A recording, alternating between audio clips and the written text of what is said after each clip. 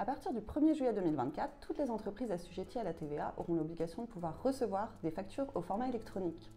Ça concerne toutes les entreprises et c'est un gros bouleversement et c'est pour ça qu'il faut le préparer dès maintenant.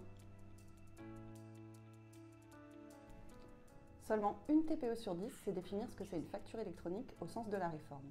Du coup, c'est quoi une facture électronique ?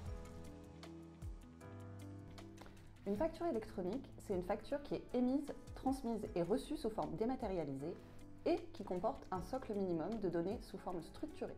Mais attention, une facture dématérialisée, ce n'est pas une facture électronique. Par exemple, un simple PDF qu'on envoie par email, ça ne répond pas du tout aux obligations de la réforme. Il faut que la facture, elle comporte un socle minimum de données sous forme structurée, c'est-à-dire un genre de code qui permette à un ordinateur de l'exploiter directement.